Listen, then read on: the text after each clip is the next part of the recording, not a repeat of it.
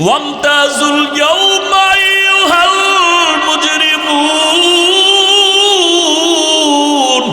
এ গুনাহগারেরা নেককারদের থেকে আলাদা হইয়া যা। আজকে আমি নেককারদেরকে আরশে আজিমের নিচে ছায়া দিয়া বসাবো, আমি ওদেরকে জান্নাতের মেহমান খানায় নিয়ে যাব।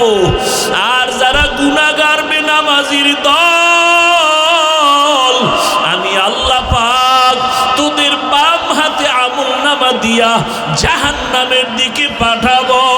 আমার আল্লাহ পাক যাদের বাম হাতে আমলনামা দিবেন, এদের হালাত এমন হবে, আল্লাহ বলবে ওদের বাম হাতটা সোজা ভাবে হবে না, বুকের মাঝে ছিদ্র করে ফেল, ছিদ্র করিয়া বাম হাতটা ঢুকাইয়া পিঠের থেকে বের করে দাও। পিঠের থেকে বের করিয়া পিছনের হাতে যখন আমলনামা দিবেন, আল্লাহ বলবেন ইকরা কিতাবাকা কাফা বিনাফসিকাল ইয়াউমা আলাইকা হাসিবা। ও আল্লাহর বান্দারা, আজকে আমার এত সম্মান, দুইটা চক্ষু বন্ধ করে ফিকির করো রে বাবা। আজকে আমার ডানে কত মোহাব্বতের মানুষ, বামে সামনে পেছনে অভাব নাই, কিন্তু বাবা একদিন তো আমার এই সব সারিয়া বিদায় হয়ে যেতে হবে। আজরাইল যেদিন আমার মাওলার অর্ডার এসে হাজির হয়ে যাবে, আমার গায়ের জামাটা প্লেট দিয়া কেটে কেটে রেখে দিবে, আমার হাতের ঘড়ি আর একজনের হাতে চলে যাবে রে বাবা। আমার আপন বন্ধুটা মোবাইল নাম্বারটা কেটে ফেলবে, আমার আপন জনেরা কাঁদবে, আর বাবায় বলবে তাড়াতাড়ি কাফন কিনে নিয়ে আসো।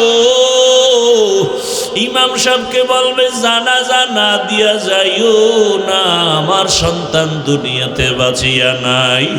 ও আমার কলিজার যুবক বাবারা, দুনিয়াতে তো রং তামাশার পেছনে কম ঘুরলা না, মনের মতো পার্কে দৌড়াইলা, মনের আশা পূরণ করিয়া সারা রাত মোবাইলে গুনাহ করলা।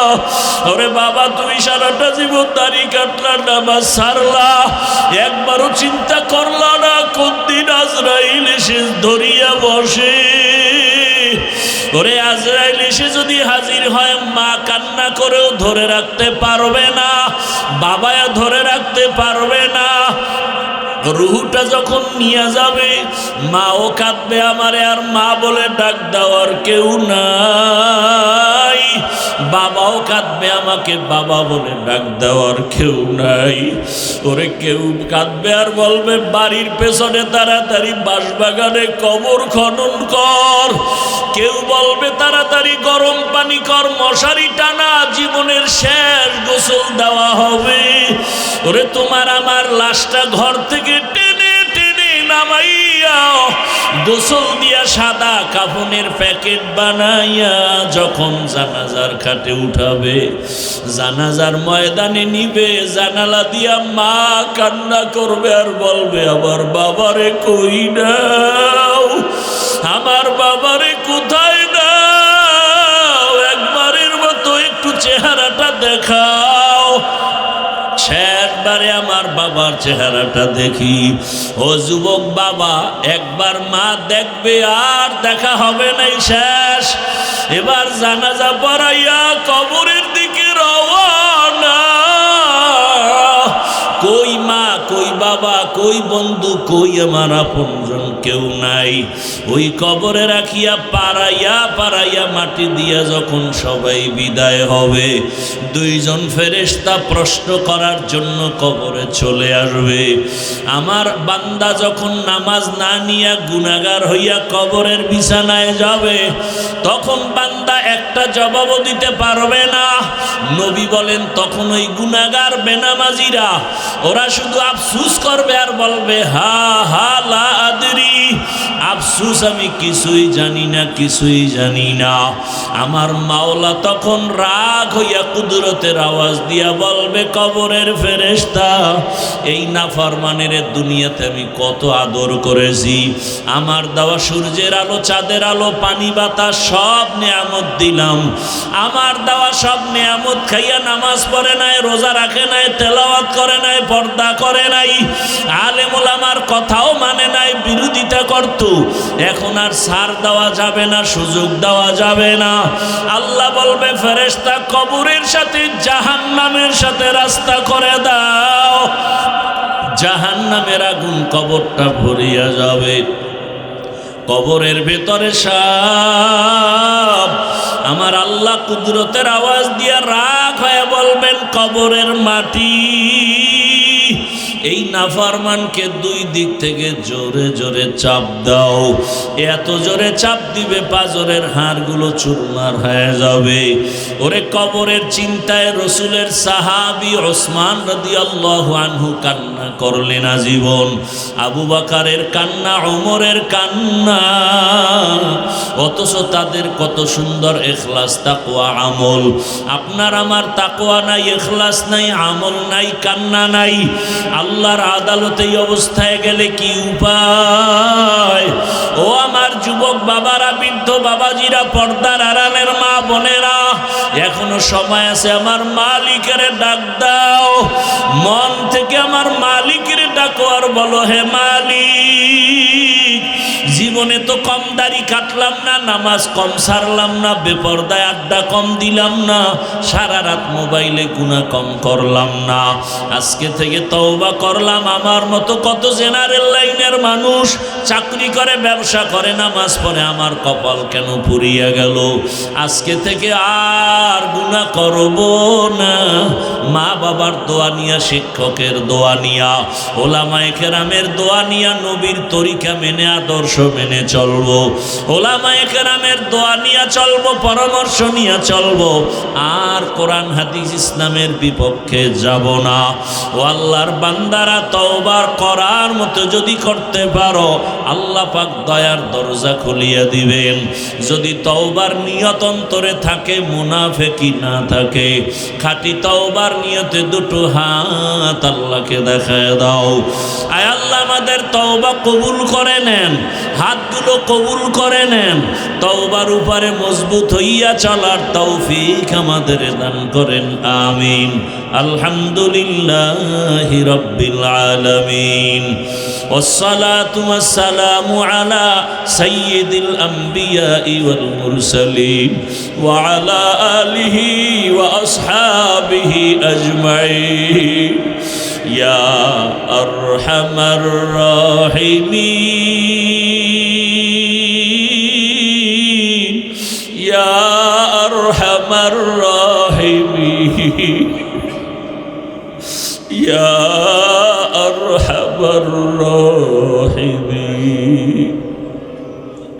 রব্বিরহামহুমা কামা রব্বায়ানি সগীরা, রব্বিরহামহুমা কামা রব্বায়ানি সগীরা। আল্লাহুম্মা ইন্নাকা আফুউন কারীম,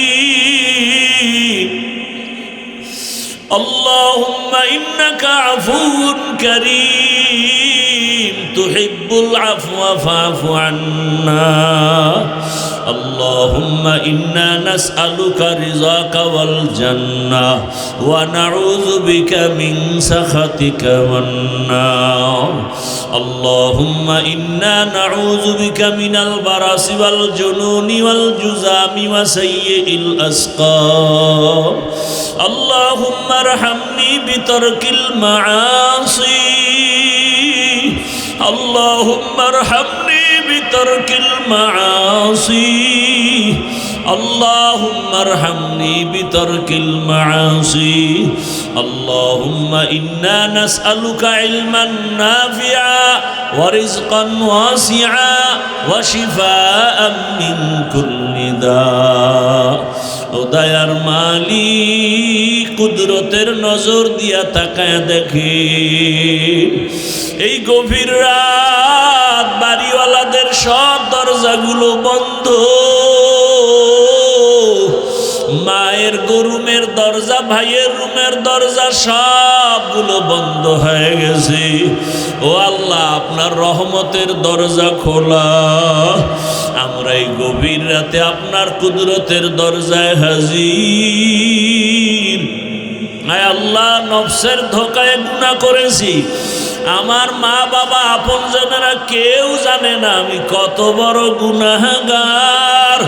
ও আল্লাহ, আপনি তো জানেন আমার মতো গুনাহগার কেউ নাই।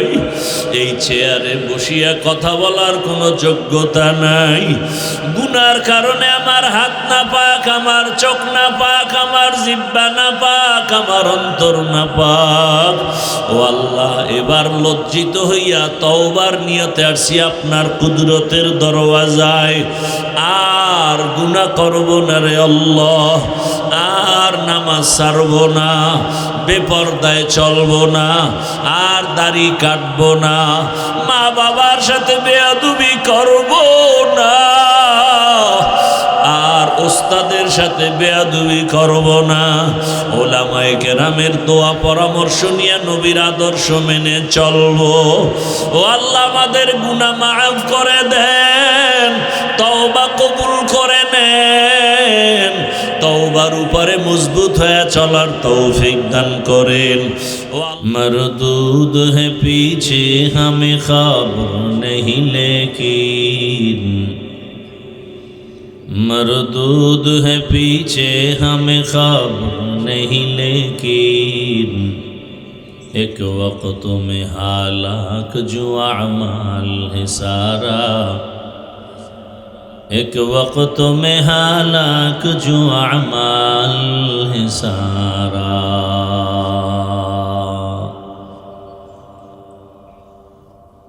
নরসিংদী জেলার প্রাণকেন্দ্রে আয়োজিত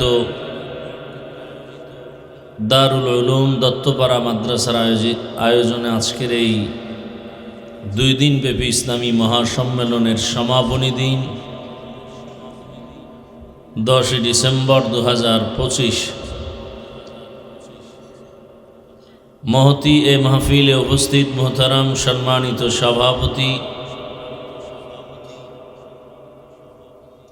আলহাজ আনোয়ার হোসেন সাহেব, প্রধান অতিথি আলহাজ মাসুদুর রহমান সাহেব সহ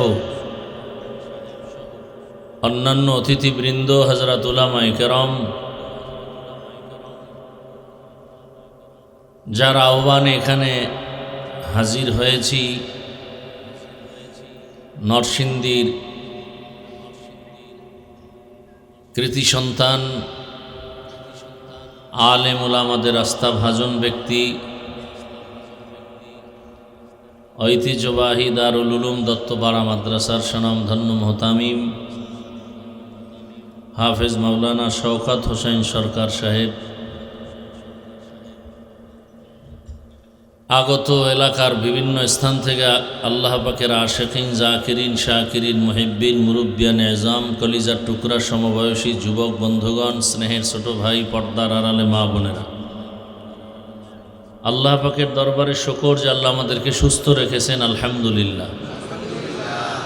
জীবনের এক অমূল্য সম্পদ আমাদের সুস্থতা। টাকা পয়সা বাড়ি গাড়ি সব আছে, কিন্তু আপনি আমি অসুস্থ, জীবনের কোনো মূল্য নাই। টাকা পয়সা বাড়ি গাড়ি তেমন নাই, কিন্তু আপনি আমি সুস্থ, এই জীবনের থেকে শান্তির জীবন আর আল্লাহ আমাদের এই সুস্থতাকে দায়েমান কবুল করেন। এখনও যারা অসুস্থ, ঘরে বিছানায়, হসপিটাল, আল্লাহ তাদেরকেও সুস্থ করে দেন। হাজারো লাখো মানুষের ভেতর থেকে বাছাই করে দয়াময় আল্লাহ আমাদেরকে প্রচণ্ড ঠান্ডার ভেতরে দীর্ঘ সময় ধৈর্যের পরিচয়ে মাটির উপরে বসে আছেন আপনারা, আল্লাহ পাক দয়া করেছেন, না হয় এটা সম্ভব না। এজন্য আরেকবার সে দয়াময় আল্লাহর শুকর আদায় করি, আলহামদুলিল্লাহ। নবীজি বলেন, আলহামদু আলান নিয়ামতি আমানুল্লি জাওয়ালিহা, নিয়ামতের শুকর আদায় করলেই আল্লাহ নিয়ামত তার উপরে শুকরের বরকতে স্থায়ী করে দেন। दरूद सलाम सैयदुल मुरसलीन रहमतुल्लिल आलमीन शफीउल मुज़निबीन खातमुन नबिय्यीन सैयदुस सकलैन इमामुल मुरसलीन शफीअ आज़म रसूल अकरम रहमत आलम नबीयुल अरब अल आज़म हबीब किबरिया अशरफुल अंबिया सैयदुल अंबिया शफीअ महशर साक़ी कौसर आक़ाए नामदार मदीना का ताजदार आफ्ताब नबूवत फ़ख्र मौजूदात सैयदुल मखलूक़ात हज़रत मुहम्मदुर रसूलुल्लाह सल्लल्लाहु अलैहि व आलिहि वसल्लमेर উপর সর্বোপরি শুকর যারা এই সুন্দর আয়োজন করেছেন, বিশেষ করে এই মাদ্রাসার আসাতেজায়ে কেরাম, তালিবুল ইলম, এলাকার যুবক, বৃদ্ধ, ব্যবসায়ী, শ্রমিক, চাকুরিজীবী, বিভিন্ন শ্রেণী পেশার মানুষ সময়, পরামর্শ, অর্থ দিয়ে দোয়া করে উপস্থিত হয়ে মাইক, লাইট, প্যান্ডেলের ব্যবস্থাপনার মাধ্যমে সহযোগিতা যে যতটুকুই করেছেন প্রত্যেককেই আল্লাহ পাক এ বরকতে দুনিয়াতে শান্তি, পরকালে মুক্তির ব্যবস্থা করে দিন। গতকাল এবং আজ দেশের শীর্ষস্থানীয় হযরত উলামায়ে কেরাম, পীর মাশায়েখ কোরআন সুন্নাহ ভিত্তিক দিক নির্দেশনামূলক আলোচনা রেখেছেন, আপনারা শুনছেন। বর্তমান সময়ে যাদের দিকে মানুষ তাকিয়ে আছে কোনো একটা সিদ্ধান্ত পাওয়ার আশায়, উজানির হজরত, চরমনের হজরত গতকাল বয়ান করেছেন, জাতি এখন চূড়ান্ত এক বিজয়ের অপেক্ষায় প্রহর গুনতেছে। দিশেহারা কোন দিকে যাবে, কি করবে, সেই সময় আজকের এই নরসিংদী জেলার এই প্রাণকেন্দ্রে এত সুন্দর এক আয়োজন আল্লাহ পাক আমাদের নাজাত ও হেদায়াতের জরিয়া হিসেবে কবুল করেন।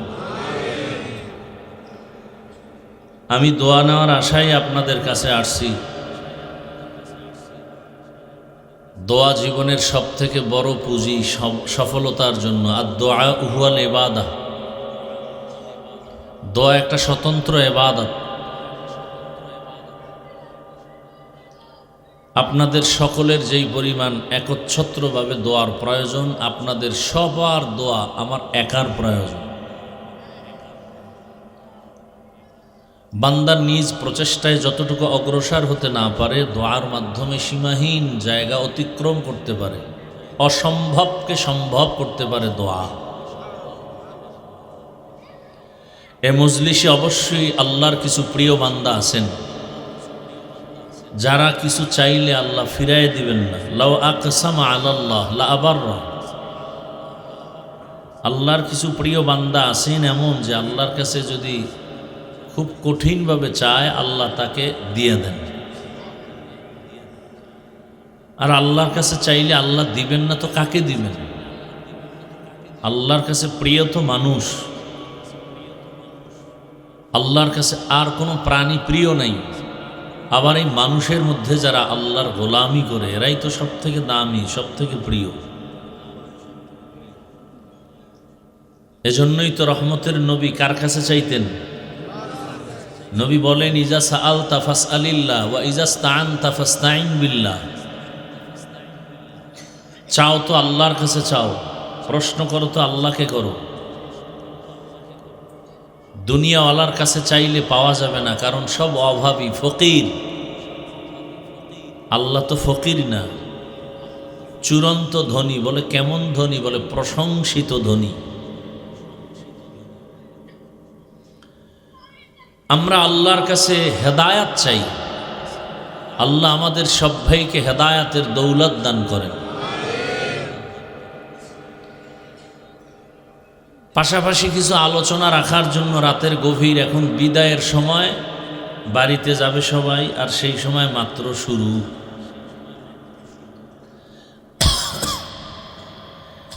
আসলে বান্দা চাইলে কিছুই হয় না, আল্লাহ চাইলে সব হয়। আপনারা চেয়েছিলেন 12টার মধ্যে বাড়ি যাবেন, আমিও চেয়েছিলাম, কিন্তু তাকদীরের ফয়সালা যখন আমরা যাওয়ার নিয়ত করেছি তখন মাত্র বয়ান শুরু হচ্ছে, এখনো হয়নি।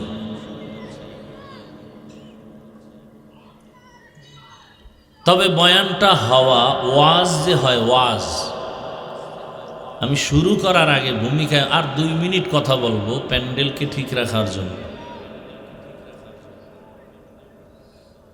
একটা হলো ওয়াজ। ওয়াজ হওয়ার জন্য 2 পুঁজি লাগে। ওই 2 পুঁজি না থাকলে ওয়াজ হয় না, আওয়াজ হয়। বলে আওয়াজ আর ওয়াজ বুঝবো কি করে? বলে আওয়াজে মানুষের শরীর গরম হবে আর ওয়াজে মানুষের কলব গরম হয়ে যাবে। এবার কঠিন জিনিস, অনেক কিছু বুঝতে হয়, বোঝানো যায় না। আমরা তো কলবই চিনি না। একজনে বলে কলব নাকি কপালে।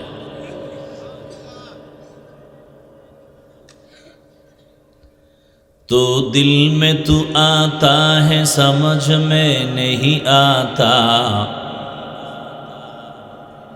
तो दिल में तू आता है समझ में नहीं आता,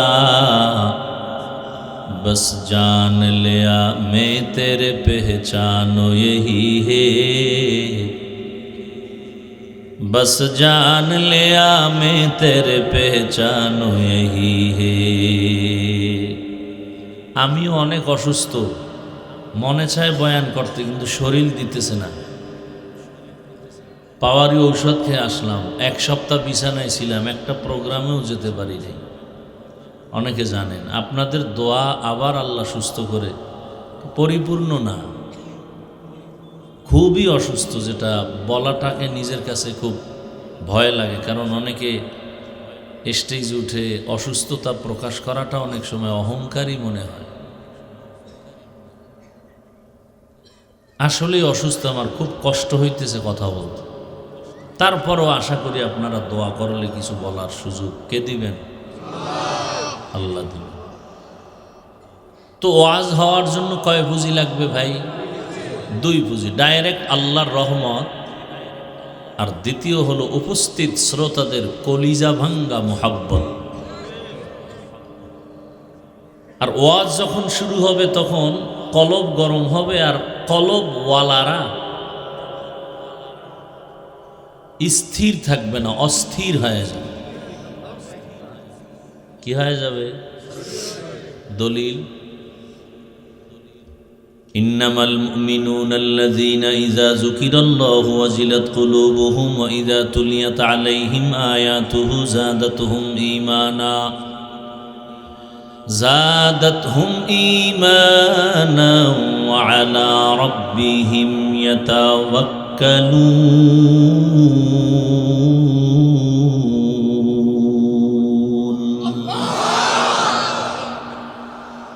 কলব কি হয়ে যাবে?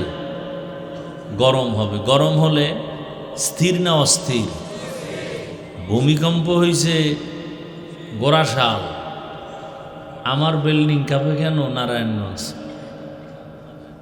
হ্যাঁ, ভূমিকম্প হয়েছে জমিন থেকে 30 ফিট নিচে, 90 ফিট নিচে, 100 ফিট নিচে, উপরের 100 হাত বিল্ডিং কাঁপে কেন? প্রশ্ন আছে না নাই? জবাবও আছে না নাই? এতগুলো মানুষ উজানির মাঠে বয়ান শুনে, চরমনাই বয়ান শুনে, নরসিংদী বয়ান শুনে, এই এত বয়ান করতে দিবা না রে ভাই। মরাডারে মারো কেন? কয় লড়ে কেন?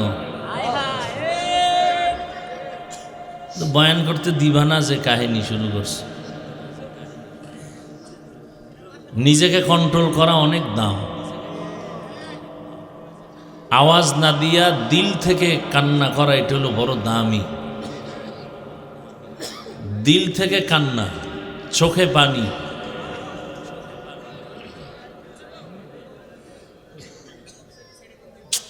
মহা মুসিবত ভাই। আপনারা আওয়াজ কইরেন না, আমাকে কথা বলতে দেন। আমি কি মুখস্থ করে আসছি আজকে এখানে কি বয়ান করব? আমাকে বলতে দেন।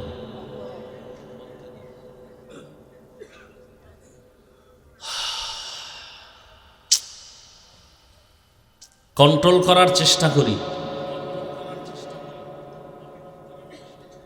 ভূমিকম্প হইতেছে, বিল্ডিং থেকে দৌড়ায় বাঁচার জন্য। নারীও দৌড়ায়, পুরুষও দৌড়ায়, বাচ্চার খবর নেই। আওয়াজ দিবেন না, ঠান্ডা মাথায় কথা শুনবেন। আমি বুঝাইতে আসছি, এখানে কলবের বয়ান হবে, অতএব জবান বন্ধ থাকবে। কলবে আওয়াজ হবে, জবানে আওয়াজ হবে না। আওয়াজ লাগলে তখন বলবো, তখন দিবেন, তাও স্বাভাবিক। আওয়াজেরও কিছু কথা আছে, একটু ঢুকে লই। কারণ দেশের যেই পরিস্থিতি, এখন আর চুপ থাকার সময় নেই। দায়িত্ব চেয়ে নেওয়া উচিত না, কিন্তু খুনি ধর্ষকরা যখন উল্টাপাল্টা করবে, তখন আমানতদার চরিত্রবানরা সেখান থেকে দায়িত্ব চেয়ে নেওয়াই শরীয়ত। দেশটাকে নাপাক করে ফেলতেছে, এখান থেকে উদ্ধার করতে পারে একমাত্র ইসলাম। আল্লাহ আমাদের হেদায়াত দান করুন। ভূমিকম্প হয় কোথায়? মাটির নিচে, তাও আবার নরসিংদী। নারায়ণগঞ্জের বিল্ডিং কাঁপে কেন? ভূমিকম্প হয় মাটির অনেক নিচে, উপরে কাঁপে কেন? এই প্রশ্নের যেই জবাব, বয়ান হচ্ছে কলবের মধ্যে, শরীর লাফায় কেন, কাঁপে কেন, আওয়াজ হয় কেন, এই প্রশ্নের সেই একই জবাব। বুঝার চেষ্টাও করি না, বুঝাবারও চেষ্টা করি না, বুঝারও চেষ্টা করি না, বিরোধিতা করার অপচেষ্টা করি। কম্পন হবে কলবে, আর সে জালজালার কম্পনের রিয়াকশনটা চলে আসবে বডির ভেতরে। বড় কঠিন হালাত। আগুন জ্বলবে আর গরম হবে না, এটা হতে পারে না। কথা বুঝেন? বাতি জ্বলবে আর অন্ধকার থাকবে, এটা হতে পারে না। ইসলাম কায়েম হবে আর অশান্তি থাকবে, এটা হতে পারে না। জেনা বেবিচার চলবে, চুরি ডাকাতি চলবে, খুন ধর্ষণ চলবে, আর ভূমিকম্প হবে না, এটা হতে পারে না। কলবের ভেতরে জালজালা হবে আর শরীরে কম্পন হবে না, এটা হতে পারে না।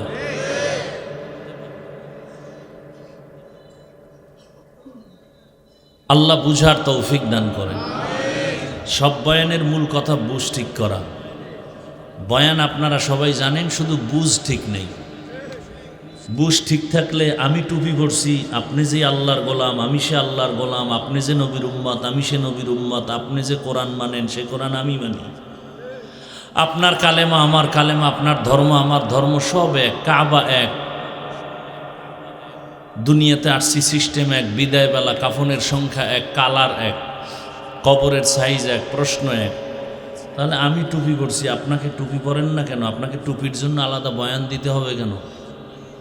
আমি দাড়ি রাখছি, আপনি দাড়ি রাখেন না কেন? দাড়ির জন্য আলাদা বয়ান দিতে হবে কেন? দাড়ি কামানো যে গুনাহ, এটা কে না জানে? এখানে জানে। আপনি দাড়ি রাখেন না, বরং আলাদা আপনাকে দাড়ির ফজিলতের বয়ান দিতে হয় কেন? বুঝ ঠিক নেই। কি ঠিক নেই? বুঝটা ঠিক হয়ে গেলে হুজুর না, কলেজের প্রফেসর দাড়ি রেখে দেবে। বুঝ ঠিক হয়ে গেলে র্যাবের চাকরি করেনেওয়ালা র্যাবও দাড়ি রেখে দেবে। আর বুঝ যদি ঠিক না হয়, তাহলে আমার মতো হুজুরও মহিলাকে এক জায়গায় বসাইয়া একসাথে আড্ডা দিবে। আমার বুঝ কি? টুপি দিলেই শান্তি সম্মান। আপনার বুঝ কি? টুপি দিলেই মাথা গরম। আমার বুঝ কি? দাড়ি রাখলেই সম্মান। আপনার বুঝটা কি? দাড়ি রাখলেই যৌবনের ভাব শেষ।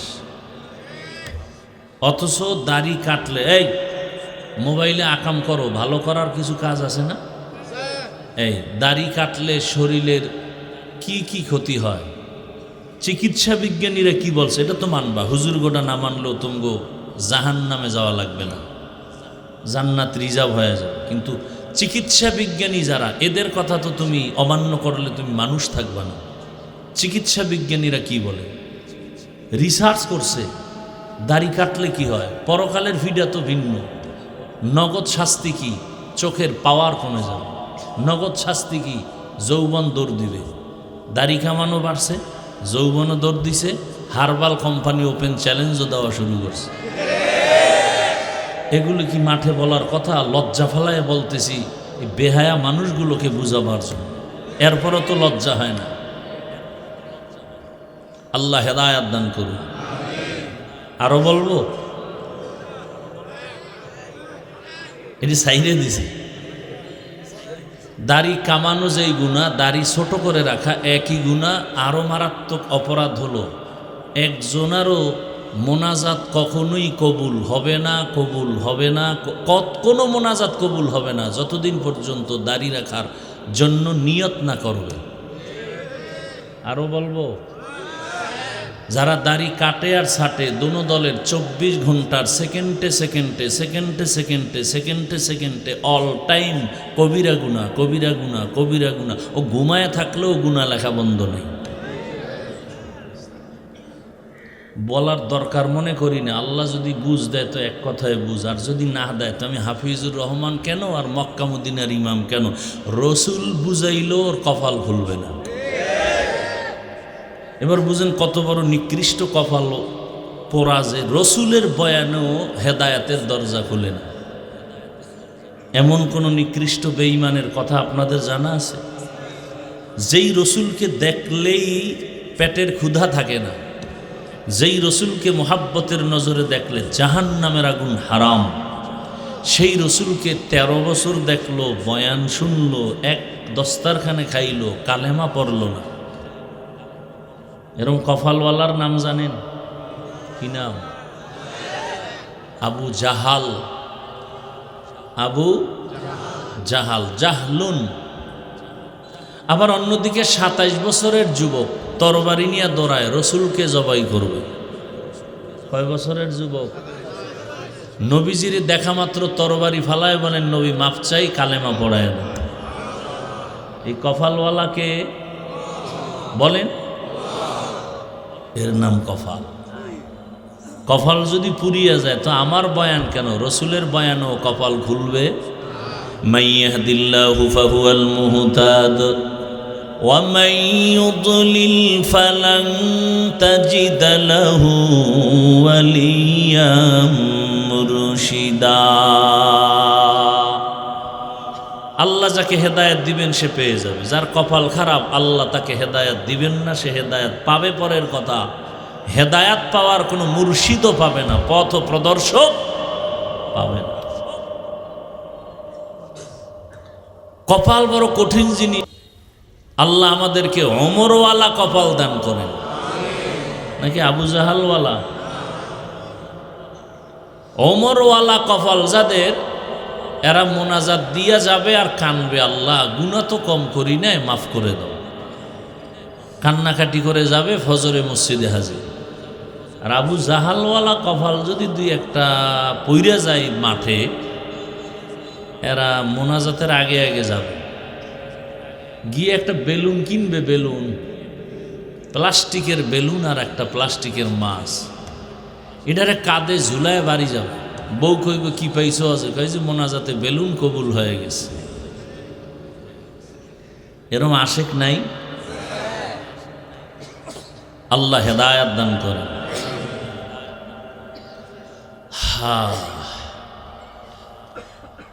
ওয়াজ যখন শুরু হবে তখন অ্যাকশনও শুরু হবে। কোথায় অ্যাকশন শুরু হবে? কলবে। কলবের মধ্যে যখন অ্যাকশন শুরু হবে, চোখ বেয়ে পানি বের হবে। থানায় নিয়া যুবকের পুলিশ বেতের বাড়ি দেয়, অপরাধীকে কাঁদে না। কোরআনের বাগানে বসে বয়ান চলছে আল্লাহওয়ালার, 200 হাত দূরে বসে যুবক কাঁদে কেন? ওরে মারে কে? আল্লাহ মারে। ওয়াজ হচ্ছে আর অ্যাকশন শুরু হচ্ছে। এটা একটা অপারেশন থিয়েটার। দুনিয়ার হসপিটালে অপারেশন হয় বডির, আর কোরআনের বাগানে অপারেশন হয় কলবের, রুহের। হসপিটালে অপারেশন হয় দেহের, কোরআনের বাগানে অপারেশন হয় রুহের। হসপিটালে ওখানে অপারেশনের জন্য সময় দিতে হবে, টাকা ব্যয় করতে হবে, রক্ত যাবে, সেলাই লাগবে, এরপরে সাইন দিতে হবে নিদাবির, এরপরে কান্না শুরু হয়ে যাবে রুগীর আশপাশ যারা আপনজন তাদের। এখানে অপারেশন হবে, টাকা যাবে না, সময় যাবে, সাইন দেওয়া লাগবে না, কিন্তু অপারেশন সাকসেস যখন হয়ে যাবে তখনই চোখে পানি আসবে। যার চোখে পানি আসবে বোঝা যাবে অপারেশন কামিয়াব, কলবের অপারেশন সাকসেস। আল্লাহ হেদায়াতের দৌলত দিয়ে আমাদেরকে কবুল করে। যে আয়াত ও হাদিস পড়েছি তরজমাটা বলে নেই। ইয়া আইয়ুহাল্লাযীনা আমানুত্তাকুল্লাহা ওয়া কুনু মা'আস সাদিকিন। ও দুনিয়ার মুমিনেরা, আল্লাহকে ভয় করো, তাকওয়া অর্জন করো। জমিনের মধ্যে যারা আল্লাহর প্রিয় বান্দা সত্যবাদী মুমিন তাদের বন্ধু হয়ে থাকো। নবীজি বলেন, মান তাশাব্বাহা বিকৌমিন ফাহুয়া মিনহুম। যে ব্যক্তি যেই দলের সাথে চলাফেরা, মোহাব্বত, ভালোবাসা, উঠা বসা করবে, কিয়ামতের দিন তার সাথে তার হাসর হবে। আয়াত ও হাদিসের তরজমা শেষ, খুব খেয়াল করবেন। হাদিসের উপরে কয়েক মিনিট কথা। নবীজি বলেন, মান তাশাব্বাহা বিকৌমিন ফাহুয়া মিনহুম। যার সাথে উঠা বসা, ভালোবাসা, মোহাব্বত, কিয়ামতে তার সাথেই উঠা হবে। এটাকে আমরা বাংলায় কেমনে বলি? যার সাথে যার মোহাব্বত তার সাথে তার। যাদের চলাফেরা, উঠা বসা আব্রাহাম লিঙ্কনের গণতন্ত্রের সাথে আছে না নাই? বলে গণতন্ত্রের জন্য আমরা জীবন দিতে প্রস্তুত, গণতন্ত্র রক্ষায় আমরা জীবন দিব। গণতন্ত্রের আবিষ্কারক আব্রাহাম লিঙ্কন, নাম শুনছেন কখনো? জগৎ বিখ্যাত কুতুবুল আলম, পীরে কামেল না বেঈমান? বেঈমান। যারা এই গণতন্ত্রের পেছনে উঠা বসা, ভালোবাসা, মোহাব্বত, কিয়ামতের দিন আব্রাহাম লিঙ্কনের সাথে তার হাসর হবে। যার চলাফেরা, উঠা বসা শেখ মুজিবুর রহমান সাহেবের আদর্শ নিয়ে, আর গর্ব করে বলে আমি শেখ মুজিবের সৈনিক, তার আদর্শ আমরা বাস্তবায়ন চাই, কিয়ামতের দিন তাদের সাথে হাসর হবে। যার সাথে যার মোহাব্বত, জিয়াউর রহমান সাহেবের আদর্শের সাথে যাদের উঠা বসা, ভালোবাসা, মোহাব্বত, কিয়ামতের দিন তার সাথে হাসর হবে। এরশাদ সাহেবের আদর্শের উপরে যাদের চলাফেরা, উঠা বসা, মোহাব্বত, কিয়ামতের দিন তার সাথে হাসর হবে। লেলিনের, কালমার্সের, মাওসেতুনের আদর্শের সাথে যাদের সম্পর্ক, উঠা বসা, মোহাব্বত, কিয়ামতের দিন তার সাথে তার হাসর হবে। কি যুবক, ঘুমাও? তোমার চুলগুলো এমন কেন? বলে আমি ক্রিকেটারের মোহব্বতে উঠি আর বসি। তো কিয়ামতের দিন তোমার ক্রিকেটারের সাথে হাসর হবে। আর যেই লোকটা টুপি পরে দাঁড়িয়ে রাখছে, ব্যাপার কি? আমি মদিনার আশেক, আমি ইসলাম চাই, আমি মা বাপ থাক না থাক আফসুস না, আমার ইসলাম ঠিক থাকতে হবে। কিয়ামতের দিন ইসলামের ধারক বাহক রসুল, সাহাবা, উলামাদের সাথে হাসর হবে। সন্দেহ? আল্লাহ বুঝার তৌফিক দান করে। একটু রাজনীতি করতেছি না কেন? সমস্যা কি? আল্লাহর কোরআনে থাকলে করি, না থাকলে করব না। আমি কোনো ব্যক্তির রাজনীতি করব না। আল্লাহর কোরআনে থাকলে করি। কি? হ্যাঁ, এখানে একটু প্রশ্ন অনেকের আছে যে পরিবারের যত নীতি, সমাধানমূলক, অর্থনীতি, পৌরনীতি, সব বিষয় সমাধান আল্লাহ কোরআনে দিছেন না দেন? তবে আল্লাহ বেশি ব্যস্ত ছিলেন তো, সেই কারণে রাষ্ট্রের নীতি দিতে ভুলে গেছিলেন। হ্যাঁ, তো অনেকে বলেন যে রাজনীতির সাথে ধর্মকে টানবেন না, বলে না? বলে না? রাজনীতির সাথে ধর্মকে মিলাবেন না, টানবেন না। আরে ভাই, আমাদের ধর্ম ইসলাম আর রাজনীতি আলাদা ছিল কবে? হ্যাঁ, বরং আমাদের ইসলাম যা, রাষ্ট্রনীতিটা। ইসলাম ছাড়া আমাদের কোনো নীতি নেই। সমাজনীতি, পরিবার নীতি, সব নীতি সব ইসলামের নীতি। কথা বলেন না কেন? একেবারে একটার সাথে আর একটা লাগানো। বলে কেমন? বলে সূর্যের সাথে আলোটা যেমন লাগানো, ফুলের সাথে ঘ্রাণটা যেমন লাগানো, আমাদের পরিবার নীতির সাথে ইসলাম লাগানো, অর্থনীতির সাথে ইসলাম লাগানো। অর্থনীতি মানে ইসলাম। কি বলেন? রাজনীতির সাথে ইসলাম লাগানো। যদি মনে করেন না ফুল থেকে ঘ্রাণ আলাদা হলে ওই ফুল যেমন ফুল থাকে না, ঠিক আমাদের রাষ্ট্রনীতি রাজনীতির থেকে ইসলামকে আলাদা করলে এটা রাজনীতি থাকে না, দুর্নীতি হয়ে যায়। মানুষের জীবনের কল্যাণের একমাত্র নীতি ইসলামের নীতি। কমপ্লিট নাকি দুর্বল? আমি দুর্বল ইসলাম মানি না, দুর্বল কোরআন মানি না। আপনারা মানলে মানতে পারেন।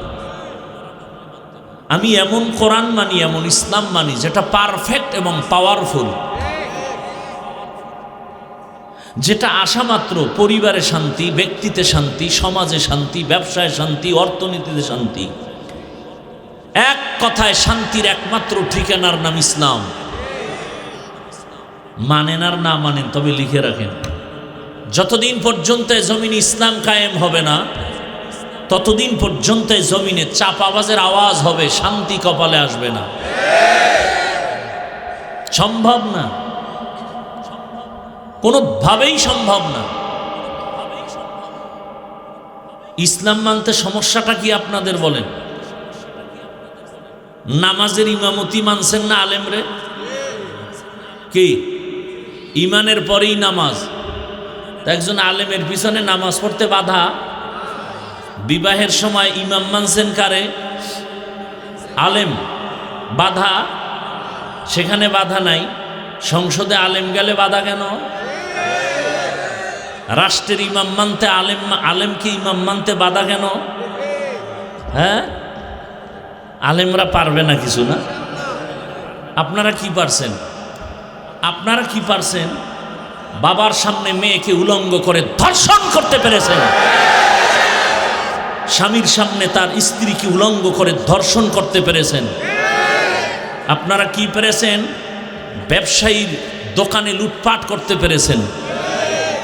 কোনোদিন এটা আলেমের দ্বারা সম্ভব? কোনোদিন সম্ভব না, কল্পনাই করা যায় না। বরং ইসলাম আসলে এই পুরা বাংলাদেশ হবে বেহেশতের বাগান। হিন্দু শান্তিতে থাকবে, খ্রিস্টান শান্তিতে থাকবে, ইহুদি শান্তিতে থাকবে, সমস্ত গরিবরা হবে ধনী। বাংলাদেশে একটা গরিব থাকবে না, জাকাত নেওয়ার টাকা খাওয়ার লোক থাকবে না, সব ধনী হয়ে যাবে। আগামীকাল সকালবেলা পূর্ব দিক থেকে সূর্য উঠার মধ্যে যেমন সন্দেহ নাই, ইসলাম কায়েম হলে সব গরিবরা ধনী হবে, এ কথায় কোনো সন্দেহ নাই। যে সন্দেহ করবে সে বেঈমান। ইসলামের অর্থনীতি গরিবের জন্য। সমস্যা হলো বিড়িখোরেরা ভাবে আছে ইসলাম আসলাম গো, বিড়িখোরের উপায় কি? শাহ আতাউল্লাহ বুখারী রহমতুল্লাহ আলাইহি বয়ান করতেছেন জান্নাতের বয়ান। মা তাশতাহি আনফুসুকুম, কি জান্নাত আল্লাহ দিবেন, সেখানে ডুববা, যা চাইবা তাই পাইবা। একজনে কয় বিড়ি ভামুনি। যেমন প্রশ্ন তেমন জবাব। হুজুর কয় বিড়ি পাইলেও পাইতে পারো, তবে আগুন আনতে গেলে তো জাহান্নামে যেতে হবে। আর জাহান্নামে যখন বিড়ি ধরাইতে যাবি তখন টের পাবি কত ধানে কত চাল। আচ্ছা বলেন তো, এই প্যান্ডেলে কোনো বিড়িখোর সম্মানিত ব্যক্তি আছে না নেই? এখানে আসার পরে কয়টা বিড়ি টানছেন? কেন কেউ মাইকে বলছে বিড়ি টানলে ফিডামু? টানে না কেন? হ্যাঁ, বাংলাদেশে ইসলাম আসলে তো পুরা দেশটা এরকম পরিবেশ হবে, বিড়িখোর নিজের থেকে বলবে যে বিড়ি টানা যাবে না, মদখোর নিজের থেকে বলবে না এই পরিবেশে মদ পান করা যাবে না। ইসলাম এটাকে দেখেন, এই যে সারা এত রাত প্রচণ্ড শীত, এরপরও আপনারা বসে আছেন পৃথিবীর থার্ড ক্লাসের বিছানার মধ্যে, কোয়ালিটিহীন ব্যবস্থাপনায়। এটা কোয়ালিটি না। আপনাদের কোনো টাকাওয়ালা যদি এই মানুষগুলোকে বসাতে চাইতেন তা আপনাদেরকে ফ্রি গাড়ি দিতেন, ফ্রি গাড়ি দিয়ে আনতো, তাও কিন্তু এই বেহেশতি মানুষ আসতো না, সব গাঞ্জাখোরেরা এসে বসে থাকতো। এরপরে বসার জন্য ভিআইপি ব্যবস্থা, ভিআইপি চেয়ার, নন ভিআইপি পেছনে, এরপরে নাস্তা, যদি নাস্তা দেরি তো চেয়ারের বাড়ি, এরপরে আবার যদি বাইরে বাইরে শুরু হয়ে যায় আবার একজনে ভিডিও করে দেখায়, দেখেন তো আমরা নিজেদের দলওয়ালারা কত বড় বেয়াদ্দব, নিজেদের অপকর্ম আবার দেখায়। আপনাদের ফ্রি গাড়ি দিছে, বসার স্থান ভিআইপি, পৃথিবীতে এর থেকে নরমাল কোনো বিছানা হতে পারে? অনেকে ঘাসের উপরে মাটির উপরে বসছেন। নাস্তা কতবার দেওয়া হয়েছে? দেওয়া হবে? হবে না? বড় কঠিন বিষয়। নাস্তাও দেওয়া হবে না? হ্যাঁ, আচ্ছা, এতগুলো মানুষকে নিয়ন্ত্রণের জন্য ওই সাহেবের পুলিশ লাগতো না? পাওয়ার থাকলে র্যাব, আরো হেডম থাকলে আর্মি, আরো হেডম থাকলে বিডিআর, আর একটু হেডম থাকলে কুত্তা। কারণ মানুষের উপরে বিশ্বাস নাই, বডিগার্ড বডির উপরে মেরে দিবে।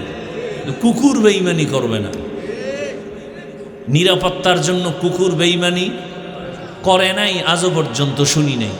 সারা রাত মালিকের জুতার বাড়ি খাইয়া কুকুর মালিকের বাড়ি পাহারা দেয়, কোনোদিন মালিকের ক্ষতি করে না।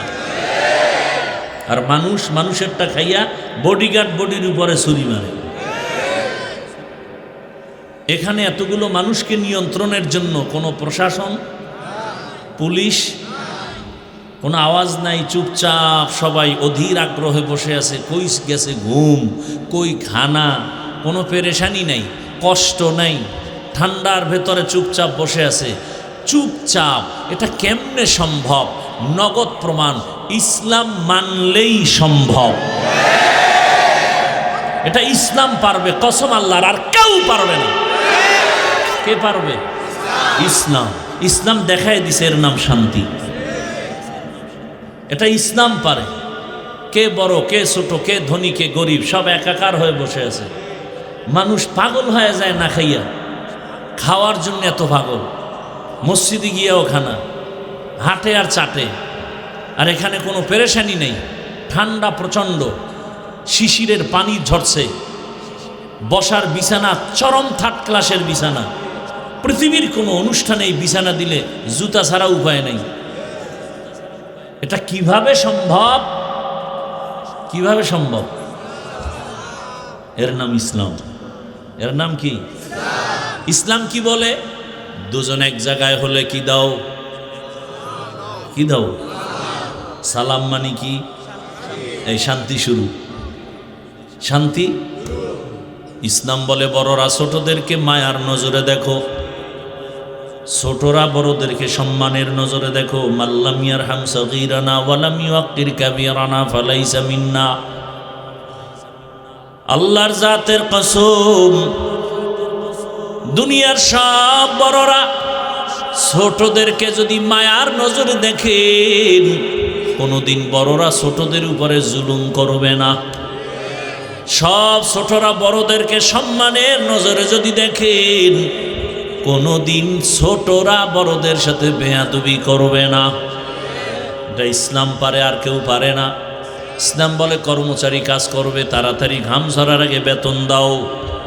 কর্মচারীর বেতন যদি আগে দিয়ে দেন, কোনোদিন কর্মচারী কাজে ফাঁকি দিবে না। আর যদি বেতন মাইরা খান, তাহলে কাজে ফাঁকি দিয়ে মোবাইল চালাবে। ইসলাম আসলে সব মানুষ শান্তিতে চলবে। রাত্র 1টার সময় এখান থেকে নারী হেঁটে যাবে, ওর দিকে কেউ চোখ তুলে তাকাতে পারবে না। চোখ তুললে ওর চোখ উপড়ে ফেলা হবে। এর নাম ইসলাম। চুরি করবে, হাত কাটা হবে। একজনে কয় ইসলাম আসলে উপায় নেই, হাত কাটবে। এদেশে হাত আর থাকবে না। সৌদি আরবে কি হাতওয়ালা মানুষ নেই? আরে ভাই, এক চোরের হাত কাটবে বাইতুল মুকাররমে ঘোষণা দিয়া, এক চোরের হাত কাটলে পুরো দেশ ঠান্ডা হয়ে যায়। এর নাম ইসলাম। আর কোনোদিন মা ধর্ষিতা হবে না, বোন ধর্ষিতা হবে না, শিশু ধর্ষিতা হবে না, হিন্দু নিরাপত্তাহীনতায় ভুগবে না, ব্যবসায়ী চান্দাবাজি ধান্দাবাজির পেরেশানিতে ভুগবে না। কখন এটা হবে? ইসলাম আসে। কথা ঠিক না? হ্যাঁ, তবে এখানে একটা ফাঁক আছে। ফাঁক কি? আপনি ইসলাম রাজনীতি ইসলামেরটা করেন না, আপনার সাথে কোনো ঝগড়া নাই, খুব খেয়াল করবেন। কিন্তু যদি বলেন আমি ইসলামের রাজনীতি পছন্দ করি না, তাহলে আর আপনার সাথে কোনো আপোষ নেই। এখানে বহু লোক আছে নামাজ ঠিক মতো পড়ে না, কিন্তু সে মুমিন। যদি বলে নামাজ পছন্দ করি না, সাথে সাথে বেঈমান। দাড়ি রাখেন না, আপনি মুমিন, কিন্তু যদি বলেন দাড়ি পছন্দ করি না, বেঈমান। পর্দা করেন না, আপনি মুমিন, আপনাকে বুঝাবো। যদি বলেন পর্দার বিধান পছন্দ করি না, বেঈমান। কথা ঠিক না? ইসলামী রাজনীতি আপনি যদি না করেন, কোনো ঝগড়া নাই। যদি বলেন পছন্দ করি না, আপনার সাথে কোনো আপোষ নাই। সুলাইমান পয়গম্বর গোটা দুনিয়া পরিচালনা করেন নাই, ঘটনা কোরআনে নাই। ইউসুফ নবী মিশরের অর্থমন্ত্রী হয়ে পরিচালনা করেন নাই, ঘটনা কোরআনে নাই। তো কেন বলেন নাই? বলেন কেন? এটা ওয়াজের প্যান্ডেল না রাজনীতির প্যান্ডেল? তো এখানে দাঁড়ায় যদি রাজনীতির ভোট চাইতে পারে, আমরা কোরআন দিয়া রাষ্ট্রনীতির বয়ান করলে বাধা কেন? শিয়ালের হাতে মুরগি আমানত, শিয়ালের হাতে মুরগি আমানত। আগামী শুক্রবার যদি কোনো খতিব সাহেব নরসিংদী এলাকায় আমার এই কথাগুলো রিপিট করে, আর যদি মনে করে যে হাফিজ সাহেবের মতো একটু পিক আপ নেই, কি হবে বলেন তো? কমিটি বলবে 1 মাসের জন্য অব্যাহতি দিলাম, ছুটি। বলে কারণ? বলে শিয়ালের হাতে মুরগি। শিয়ালের হাতে মুরগি দিলে 2 দিন পরে আমানত পাবেন? 1 দিন পরে? শিয়ালের হাতে মুরগি দিলে যা হয়, ধর্মের চাবি, মাদ্রাসার চাবি, মসজিদের চাবি সুদখোর, ঘুষখোর আর খুনি ধর্ষকের হাতে দিলে তো তাই হবে। আল্লাহ হেদায়েত দান করুন। আমি কিন্তু কোনো দলের পক্ষে বিপক্ষে বলি না, কারণ আমি কোনো দলের দায়িত্বে নাই। আমি যা বয়ান করতেছি, টোটাল বয়ান আমার একটা মাঝখানে জিনিস আমি রাখতেছি, আমার কলিজার মূল ইসলাম। আমার জীবনের মূল কি? আমি ইসলামকে ঠিক রেখে কথা বলতেছি। ভুল বুঝবেন না, উল্টাপাল্টা মন্তব্য করবেন না। আমার জীবনের মূল ইসলাম। আমার ইসলাম ঠিক, সব ঠিক। কি বলেন? আচ্ছা, বাবার সাথে তর্ক হয় কিনা সন্তানের? হয়। তার মানে হলো বাবারে কেউ অপমান করলে আমি সেই রাগে কিছু বলবো না। যুবক, একটা ওয়াদা করাতে চাই, খুব খেয়াল করো। তুমি বাবার সাথে তর্ক করেছো, হঠাৎ করে তোমার সামনে তোমার বাবাকে যদি অপমানজনক কথা বলে, তুমি চুপ করে দোয়া ইনুস পড়বা না প্রতিবাদ করবা? কলারটা ধরে বলবা, এই বেয়াদব, বাবার সাথে তর্ক করি ঠিক, কিন্তু বাবার অপমান করবি, মেনে নিব না। কথা ঠিক? ঠিক ইসলামের বেলা একটা ওয়াদা করেন। নামাজ পড়তে পারেন না, রোজা রাখতে পারেন না, দাড়ি রাখতে পারেন না, কিন্তু এই ওয়াদাটা করবেন। অন্তত আপনি কি আল্লাহকে ভালোবাসেন না? ইসলামকে ভালোবাসেন না? তো এতটুকু ওয়াদা করবেন যে আমি নামাজ না পড়লেও, রোজা রাখতে না পারলেও, দাড়ি রাখতে না পারলেও অন্তত ইসলামকে, কোরআন হাদিস, আল্লাহকে, রসুলকে, কোরআন হাদিস যাদের থেকে শিখছি সে আলেমকে অপমান হতে দিব না। কেউ যদি আপনাদের সামনে কোনো আলেমের অপমান করতে চায়, ইসলামের উপরে আক্রমণাত্মক কথা বলে, জাগাত কলারটা ধরে বলবেন, ওই রাধুনির বাচ্চা। কিসের বাচ্চা? শুনতে শুনে গালি, আসলে কোনো গালি না। তোমার মাও রাধুনি, আমার মাও রাধুনি। কথা বলেন, সবার মা রাধুনি না? রাধুনির বাচ্চা, এটা গালি? শুনতে মনে হয় গালি। কলারটা ধরে বলবা, ওই রাধুনির বাচ্চা। আমি দাঁড়িয়ে রাখতে পারি না, নামাজ পড়তে পারি না, কিন্তু আমি আল্লাহকে ভালোবাসি। আমার আল্লাহ, আমার ইসলাম, আমার কোরআন, আমার রসুল, আমার ওলামা, এদের ব্যাপারে কথা বললে চামড়াটা তুলে ফেলবো। ভয় পাইতেছে? এখনো ভয় পা? জুলাই স্বাধীন করলেন কি আজীব না? একটু ভয় আছে? যদি ভয় নাই না, একটু তো ভয় লাগে যদি আবার পাথর মারে, যদি আমার সন্তানকে গুম করে, যদি এমনটাই হয় তা আমি মনে করি জুলাই স্বাধীন কমপ্লিটলি সাকসেস নয়। যেই সফলতা নিয়ে আশা করে স্বাধীন হয়েছে সে সফলতা আসেনি, আসছে। যদি এসেই থাকে, স্বামীর সামনে স্ত্রীকে ধর্ষণ করা হলো কেন ভোলায়? বাবার সামনে মেয়েকে ধর্ষণ করা হলো কেন বগুড়ায়?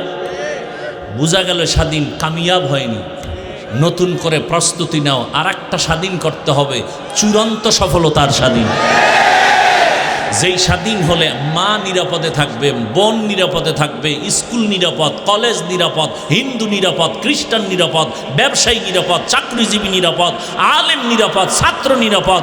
ওই স্বাধীনতার জন্য প্রস্তুতি নাও, আর ওই স্বাধীন হবে চূড়ান্ত সফলতার স্বাধীন, আর ওই স্বাধীন হবে একমাত্র ইসলামের স্বাধীন। কিসের স্বাধীন? আমার কথাগুলো কি উল্টাপাল্টা? ধরায় দাও, এখন কানে ধরে উঠবাস করব। কোনো দলের পক্ষে বিপক্ষে বলেছি? আমার মূল কথার মূল কি? ইসলাম। আমি ইসলামের পক্ষে বলতেছি, আমার রসুলের পক্ষে বলতেছি, আমার আল্লাহর পক্ষে বলতেছি, আমার কোরআনের পক্ষে বলতেছি। আচ্ছা, 20 বছর মাদ্রাসায় পড়ছি। কয় বছর? আরো বেশি পড়া যায়। পড়ছি কত? 20 বছর। এখন তো আরো স্বর্ণেও পড়া যায়। 20 বছর কেমনে বিছনায় প্রস্রাব করি, সেই থেকে বাড়ি মা বাপ সাইরা মাদ্রাসায় আসছে, কষ্ট করে করে লেখাপড়া করছে। কি কষ্ট এটা বিবরণ দিতে গেলে চোখে পানি চলে আসে। এখন তো একটা জামা পরছি, কালকে আর এটা পরবো না। এক গেঞ্জি আজকে পরছি, কালকে গেঞ্জি আর গায়ে আসবে না। টুপি প্রতিদিন একটা, রুমাল প্রতিদিন একটা, লঙ্গি প্রতিদিন একটা। আর সেই সময়ের এক জামা 150 টাকায় কিনা 2.5 বছর পরছি। এক লঙ্গি ছিঁড়ে গেছে, সেলাই করে পড়ছে।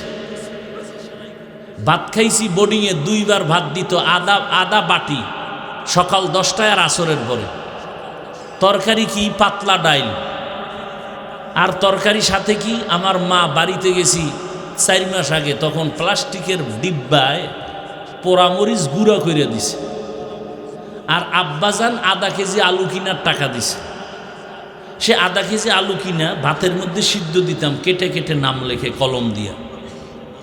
যখন ভাত ডালতো পাখার পরে ওই নাম দেখে দেখে আলু নিয়ে আসতাম ভর্তা বানানোর জন্য। আধা কেজি আলু চিন্তা করছি 2 মাস পরে বাবায় আসতে পারে, তাহলে 2 মাস খাইতে হইব পোড়ামরিচ দিয়া।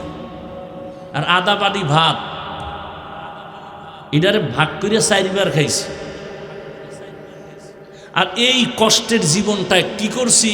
24টা ঘন্টা কোরআন হাদিস, কোরআন হাদিস, কোরআন হাদিস, কোরআন হাদিস পড়ছি এই 20 বছর, আর কিছু না। কতটা অক্ষর, কতটা নক্তা আছে, জের আছে, জবর আছে, কোরআনের লফজ কয়টা, কতটা বাক্য আছে, কতটা সূরা আছে, নামাজের আয়াত কয়টা, রোজার আয়াত কয়টা, জিকিরের আয়াত কয়টা, পর্দার আয়াত কয়টা, জাকাতের আয়াত কয়টা, রাষ্ট্রনীতির আয়াত কয়টা, পরিবার নীতির আয়াত কয়টা, অর্থনীতির আয়াত কয়টা, আয়াতের ব্যাখ্যা কি, তাফসির কি, ফতোয়া কি, মাসআলা কি, পড়তে পড়তে পড়তে পড়তে পড়তে পড়তে জীবন শেষের দিকে ময়দানে ওই কথাই বলতেছি। এত গবেষণা করে কোরআনের আয়াত সংখ্যা সব কিছু পড়ে এই ময়দানে নামছি। এখন কোন সূক্ষ্ম বেয়াদব যদি বলে বয়ানটা এমন করেন, কি পরিমাণ জুতা দিয়ে ওকে বাড়ি দেওয়া দরকার।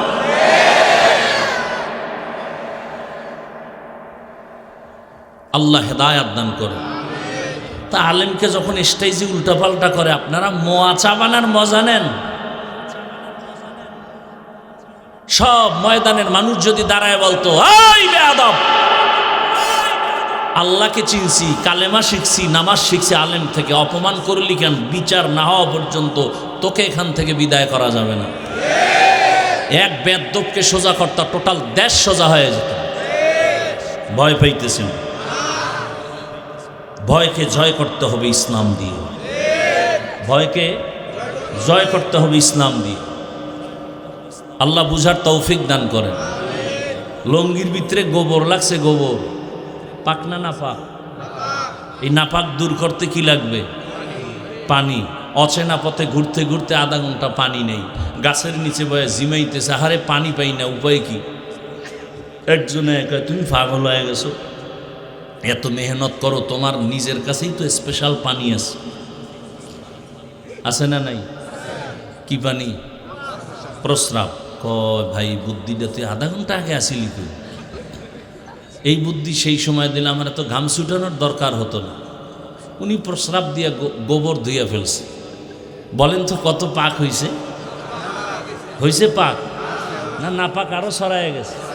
ভালো করে মনে রাখো জাতি, গোবরের নাপাক প্রস্রাব দিয়ে ধুইলে যেমন নাপাক আরো ছড়ায়, দুর্নীতিবাজ, চাঁদাবাজ, ধর্ষক, খুনি, চরিত্রহীন লম্পটকে যদি বলো আমার এই নরসিংদী এই শহরটাকে পাক বানায় দাও, আরো নাপাক হবে। বুঝেন কিছু? কি বুঝছেন এতক্ষণ আলোচনায়? ভোটের আগের রাতে সেই পচা পায়খানার টাকা খেতেই হবে। ভোটের আগের রাতে টাকা খাবেন না? বলেন, সেই রাতেরই তো বরকতের টাকা খাবেন আর ইজ্জত বিক্রি করবেন। এরপরে দেখবেন একসময় আপনার মাইয়ের উপরে হামলা। কিও? ভোটের আগে না তোর মাইয়ার ইজ্জত কিনে নিছি।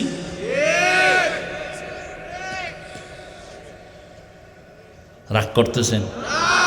এই 5 কেজি মুরগির দাম কত রে নরসিংদী?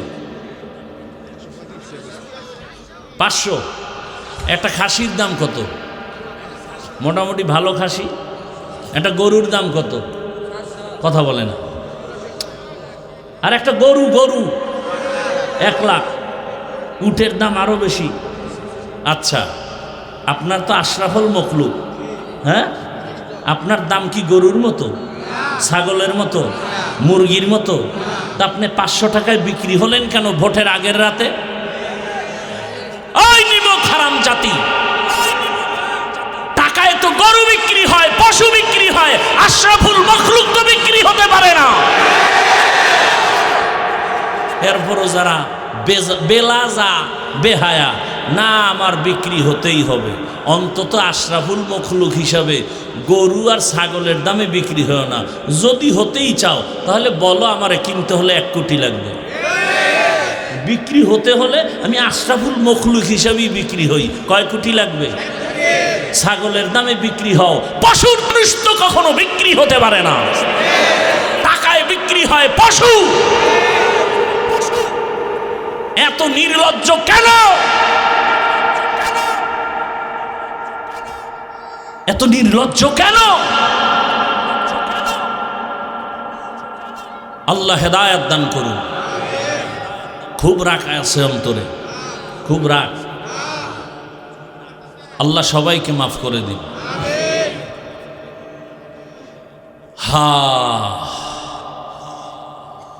এই বয়ানগুলো ওই দিন কাজে লাগবে যেই দিন পরিবেশ ভালোর মধ্যে ঢুকবেন। বাসে লেখা আছে ধূমপান নিষেধ, আছে না নাই? কেউ করে না? ড্রাইভারও বিড়ি টানে, হেল্পারও, কন্ট্রাক্টরে টাকা না থাকলে ধার করে টানে। আমি বাধা দিলে ধোঁয়াটা আমারে মারে। আর আমার বাবার টাকায় পায়খানা খাই, তোমার কি? মসজিদে লেখা আছে ধূমপান নিষেধ, আছে? কেউ করে? এর নাম পরিবেশ। বাসে লেখার পরেও করে, ওখানের পরিবেশ কিনা? এটাকে বাংলায় বলে সৎসঙ্গে অসৎসঙ্গে সোহবতে সালেহ তোরা সালেহ কুনাত, সোহবতে তালে তোরা তালে কুনাত জামানা, সোহবতে বা আউলিয়া বেহতরাজ সদ সালা তাআত বেরিয়া। এবার মোনাজাত দিয়ে দিলে তো হয়। কেন এতক্ষণ কি ফাও আলাপ করছি? হ্যাঁ, তা আর একটু বসবেন। আল্লাহ সবাইকে কবুল করেন। সৎসঙ্গে অসৎসঙ্গে ভালো করে মনে রাখবেন, আল্লাহ তাআলা বলেন, ও মুমিন আমাকে ভয় কর। বারবার আল্লাহ বলেন আমাকে ভয় করো, ভয় করো, ভয় করো। কোরআনের শুরুতেও বলেন হুদাল্লিল মুত্তাকিন, কোরআনের শেষেও বলেন ওয়াত্তাকু ইয়াওমান তুরজাউনা ফীহি ইলাল্লাহ। এমনকি আপনার আমার রসুল যার কোনো গুনাহ নাই, কেমন রহমতের নবী আমার, যেই নবীর কোনো গুনাহ নাই, এরে আল্লাহর গোলাম, মুসা নবী আল্লাহর বন্ধু, ঈসা নবী আল্লাহর বন্ধু, ইব্রাহিম আল্লাহর বন্ধু, সব নবী রাসূল আমার আল্লাহ তাআলার বন্ধু। আপনার আমার নবীও আল্লাহর বন্ধু। ব্যবধানটা কোথায়? সব নবী রাসূল আমার আল্লাহ তাআলার আশিক, আর আমার আল্লাহ একা হলেন শুধু মুহাম্মদের আশিক। ইমামুল আউয়ালিনাল আখিরিন বহরে সাদকা রহমাতাল লিল আলামিন সাইয়্যিদুল কাউনাইন খাতমুল মুরসালিন আখির আমদ বুদে ফখরুল আউয়ালিন। ভাইরা আমার, আল্লাহ বলেন আমাকে ভয় করো। যে নবীর কোনো গুনাহ নাই সেই নবীকেও আমার আল্লাহ বলেন, নবী আপনি আমাকে ভয় করেন। ইয়া আইয়ুহান নাবিয়্যুত্তাকিল্লাহ ওয়ালা তুতিইল কাফিরিনা ওয়াল মুনাফিকিন।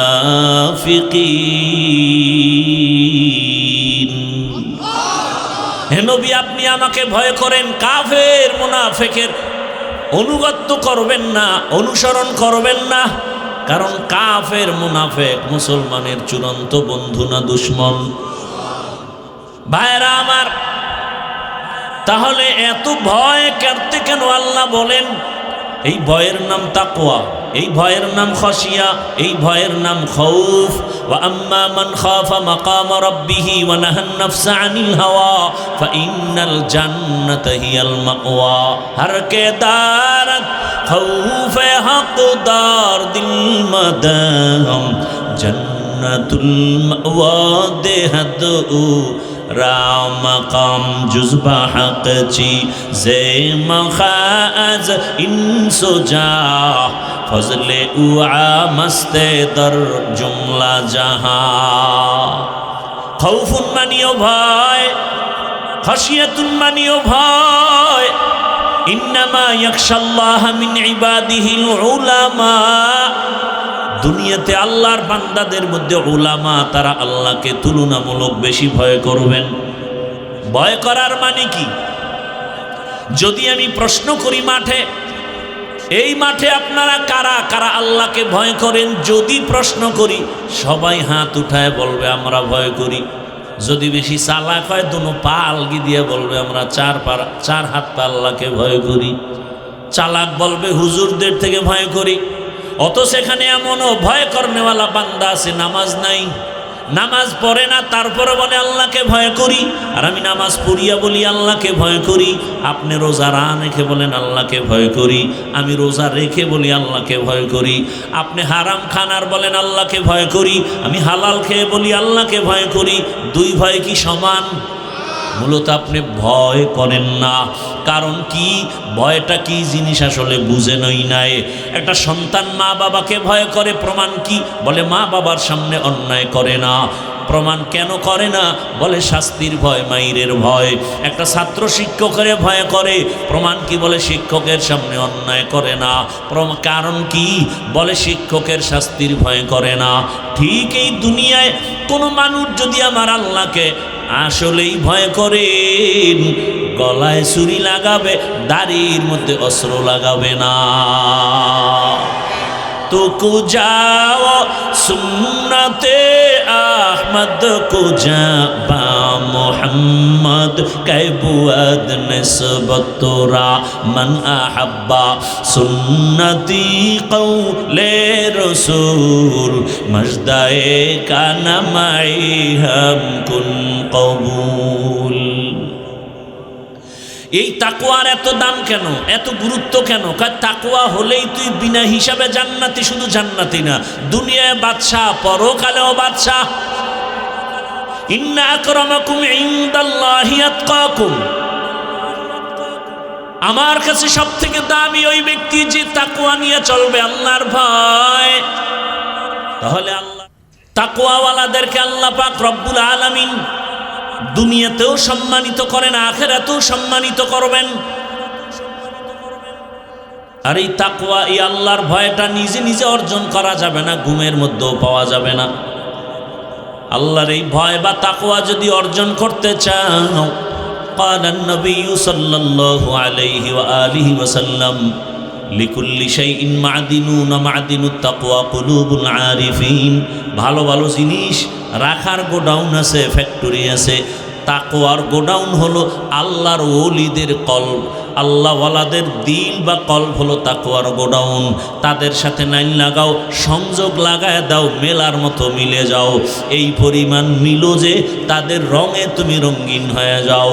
খালিতুহুম লিতাকুনু মিসলাহুম, এমন ভাবে তুমি আল্লাহওয়ালাদের সাথে মিলো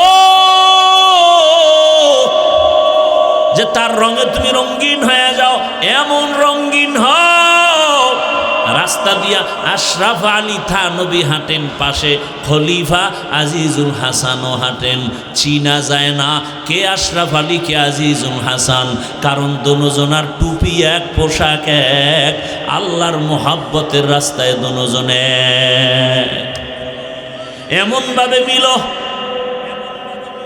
মেলার মতো যদি মিলতে পারো, তোমার ভেতরে তাকওয়া চলে আসবে। নেক নজরটা যদি লেগে যায়, কারণ আল্লাহওয়ালাদের নজরের মধ্যেও পাওয়ার, আল্লাহওয়ালাদের চাহনির মধ্যে পাওয়ার।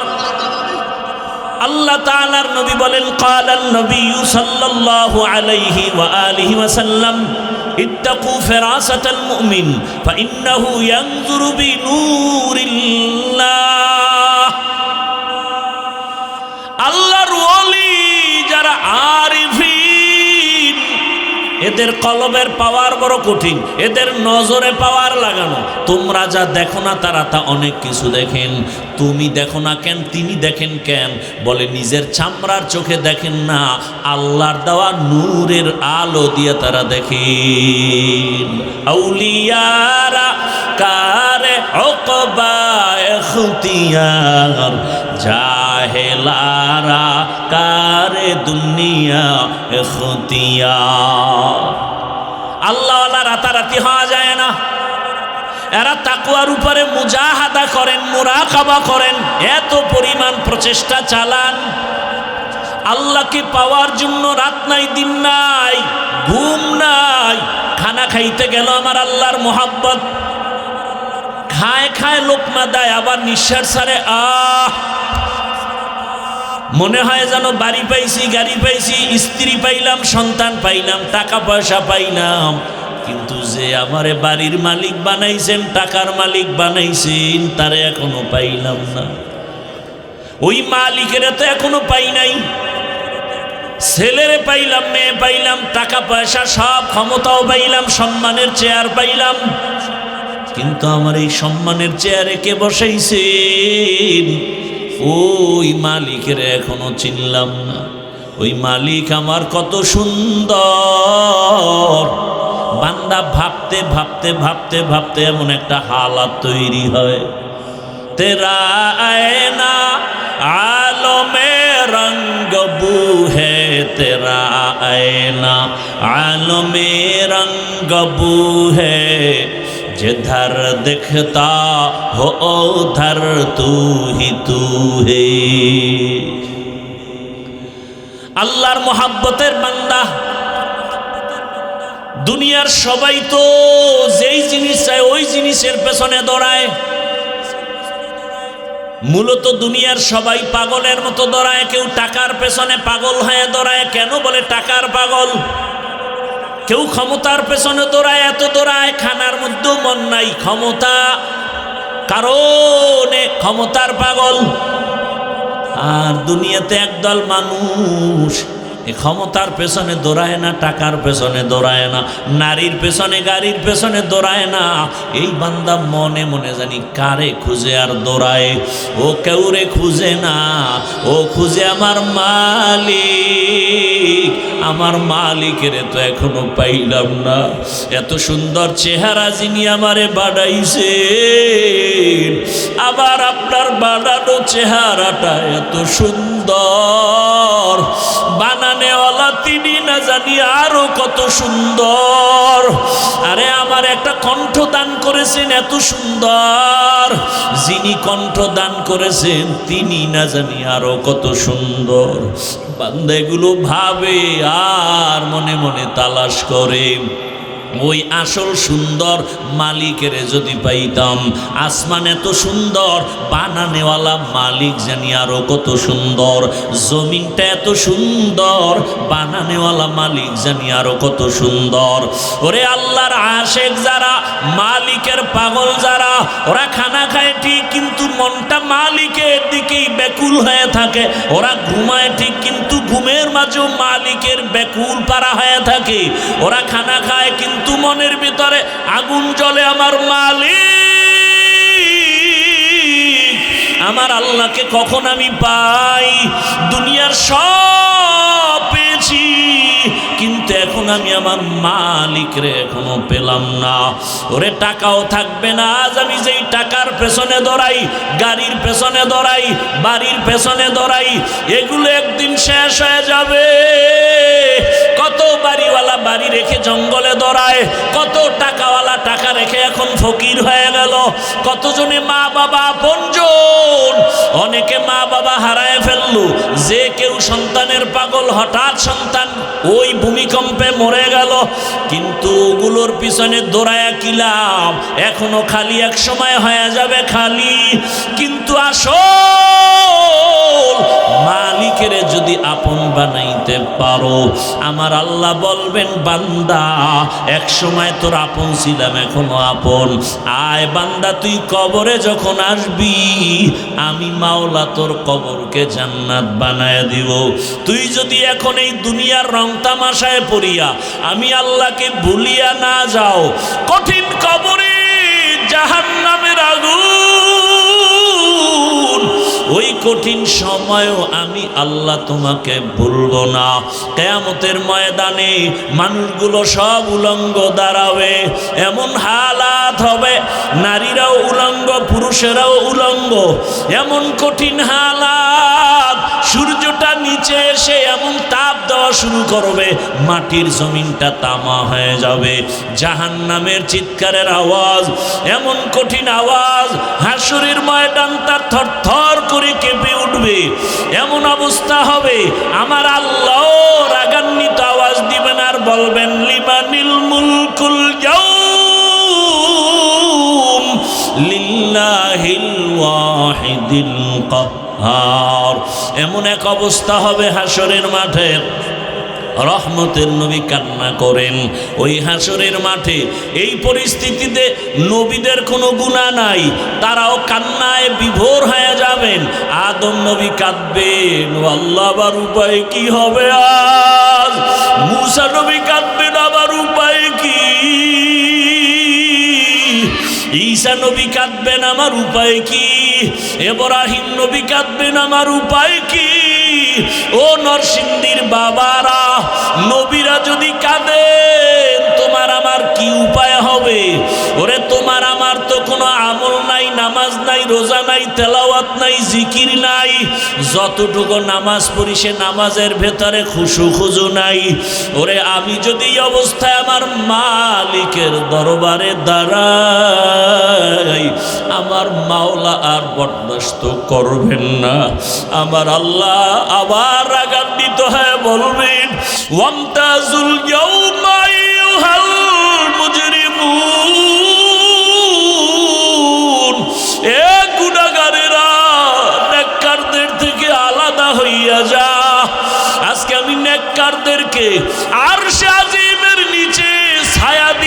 বসাবো, আমি ওদেরকে জান্নাতের মেহমান খানায় নিয়ে যাব।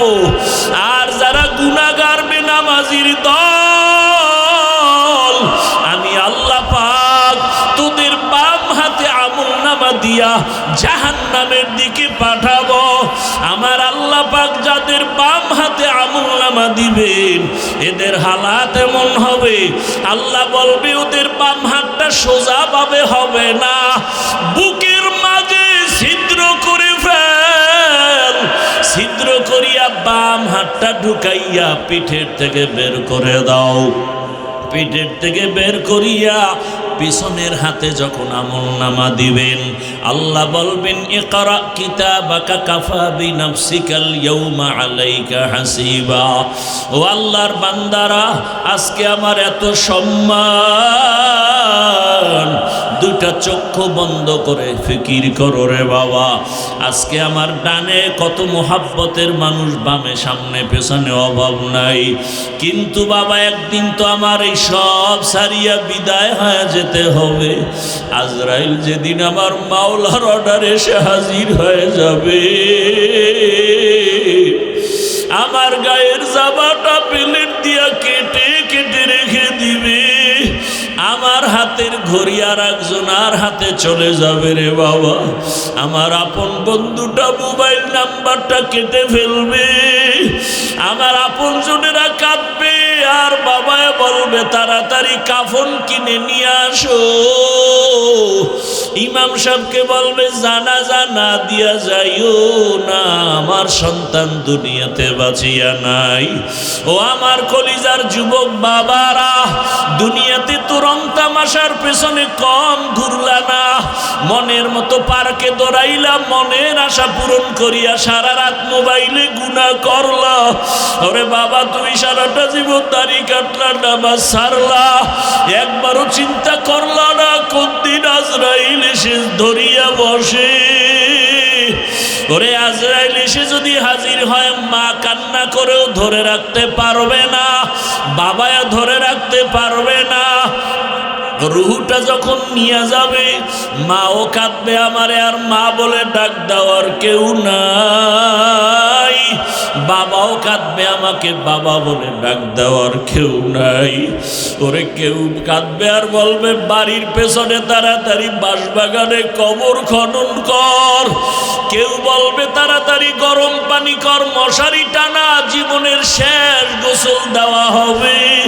ওরে তোমার আমার লাশটা ঘর থেকে টেনে টেনে নামাইয়া গোসল দিয়া সাদা কাফনের প্যাকেট বানাইয়া যখন জানাজার খাটে উঠাবে, জানাজার ময়দানে নিবে, জানালা দিয়া মা কান্না করবে আর বলবে আমার বাবারে কই নাও, আমার বাবারে কোথায় নাও, একবারের মতো একটু চেহারাটা দেখাও। শেষবারে আমার বাবার চেহারাটা দেখি। ও যুবক বাবা, একবার মা দেখবে আর দেখা হবে নাই, শেষ। এবার জানাজা পড়াইয়া কবরের দিকে রওনা।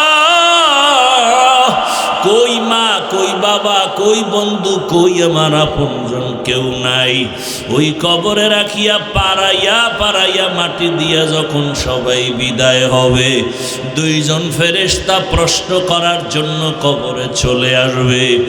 আমার বান্দা যখন নামাজ না নিয়া গুনাহগার হইয়া কবরের বিছানায় যাবে, তখন বান্দা একটা জবাবও দিতে পারবে না।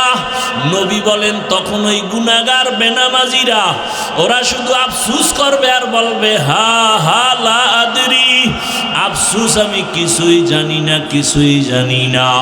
আমার মাওলা তখন রাগ হইয়া কুদরতের আওয়াজ দিয়া বলবে কবরের ফেরেশতা, এই নাফরমানের দুনিয়াতে আমি কত আদর করেছি, আমার দেওয়া সূর্যের আলো, চাঁদের আলো, পানি বাতাস সব নেয়ামত দিলাম, আমার দেওয়া সব নেয়ামত খাইয়া নামাজ পড়ে নাই, রোজা রাখে নাই, তেলাওয়াত করে নাই, পর্দা করে নাই, আলেম ওলামার কথাও মানে নাই, বিরোধিতা করত। এখন আর ছাড় দেওয়া যাবে না, সুযোগ দেওয়া যাবে না। আল্লাহ বলবে ফেরেশতা কবরের সাথে জাহান্নামের সাথে রাস্তা করে দাও, জাহান্নামের আগুন কবরটা ভরিয়া যাবে। কবরের ভেতরে সাপ। আমার আল্লাহ কুদরতের আওয়াজ দিয়ে রাগ হয়ে বলবেন, কবরের মাটি এই নাফরমানকে দুই দিক থেকে জোরে জোরে চাপ দাও। এত জোরে চাপ দিবে পাঁজরের হাড়গুলো চুরমার হয়ে যাবে। ওরে কবরের চিন্তায় রসুলের সাহাবী ওসমান রাদিয়াল্লাহু আনহু কান্না করলেন আজীবন। আবু বকরের কান্না, ওমরের কান্না, অথচ তাদের কত সুন্দর ইখলাস তাকওয়া আমল। আপনার আমার তাকওয়া নাই, ইখলাস নাই, আমল নাই, কান্না নাই। আল্লাহর আদালতে এই অবস্থায় গেলে কি উপায়? ও আমার যুবক বাবারা, বৃদ্ধ বাবাজিরা, পর্দার আড়ালের মা বোনেরা, এখনো সময় আছে। আমার মালিকের ডাক দাও, মন থেকে আমার মালিকের ডাকো আর বলো, হে মালিক, জীবনে তো কম দাড়ি কাটলাম না, নামাজ কম সারলাম না, বেপরদায় আড্ডা কম দিলাম না, সারা রাত মোবাইলে গুনাহ কম করলাম না।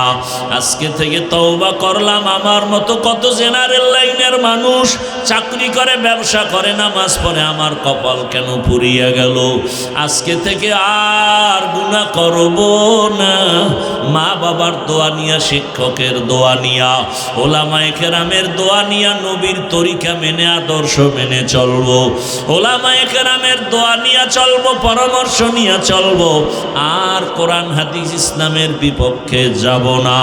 ও আল্লাহর বান্দারা, তওবা করার মতো যদি করতে পারো, আল্লাহ পাক দয়ার দরজা খুলিয়ে দিবেন। যদি তওবার নিয়ত অন্তরে থাকে, মুনাফিকি না থাকে, খাঁটি তওবার নিয়তে দুটো হাত আল্লাহকে দেখায় দাও। আয় আল্লাহ, আমাদের তওবা কবুল করে নেন, হাতগুলো কবুল করে নেন। তওবার উপরে মজবুত হইয়া চলার তৌফিক আমাদের দান করেন, আমিন।